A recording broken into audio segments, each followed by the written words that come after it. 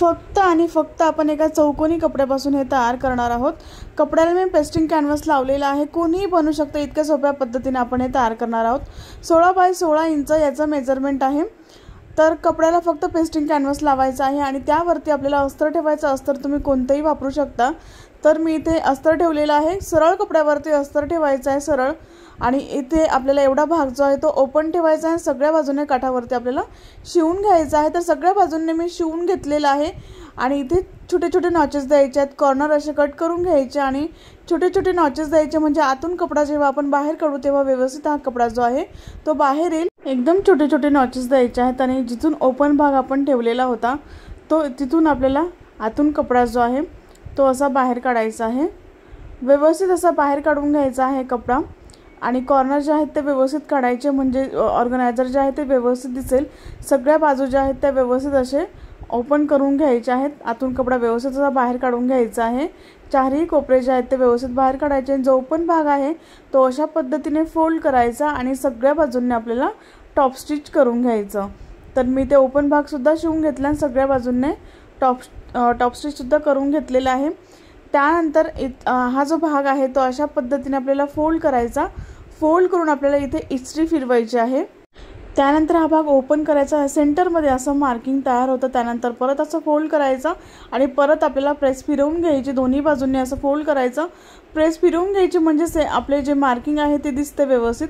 त्यानंतर हा जो लाईन दिसते आपल्याला समोरची, ही लाईन दिसते, तिथे आपल्याला हा भाग जो आहे तो आपल्याला फोल्ड करायचा आहे। अशा पद्धतीने फोल्ड करायचा, व्हिडिओत दाखवल्याप्रमाणे फोल्डिंग करा। त्यानंतर इथून जो कॉर्नर आहे तो अशा पद्धतीने फोल्ड करायचा। कोणता एक कॉर्नर तुम्ही आधी फोल्ड करू शकता।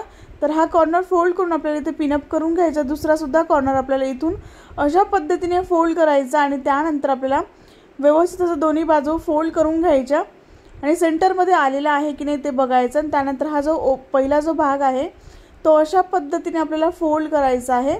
तर हा भाग मी तुम्हाला झूम पण करून दाखवते, परत एकदा दाखवते। इथला जो सेंटर आहे इथे अशा पद्धतीने असा हा भाग फोल्ड करायचा आणि इथे आपल्याला खाली जे आहे ते सरळ अशी इथे पिनअप करून घ्यायचं आणि सरळ अशी टिप मारून घ्यायची आहे इथे। तर मी इथे टिप मारून घेतलेली आहे आणि त्यानंतर आपल्याला जे आहे ते पिनअप काढून घ्यायचं आणि इथे आपल्याला अशा पद्धतीने आकार आपला तयार झाला।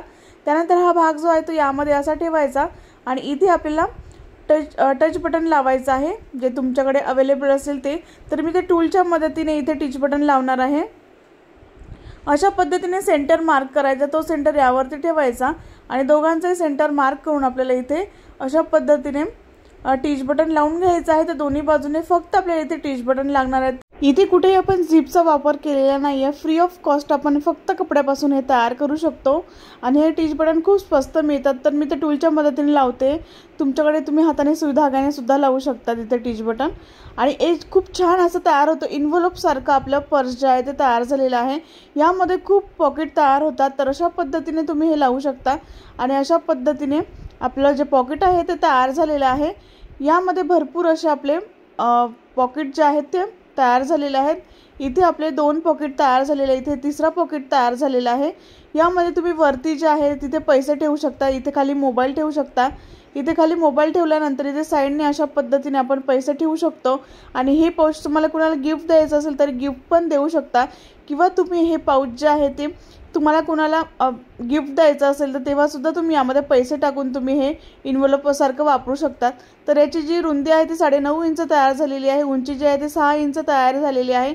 सुंदर असं पॉकेट आपलं तयार झालेलं आहे। तुम्हाला हे पॉकेट कसं वाटलं मला कमेंट बॉक्समध्ये नक्की सांगा।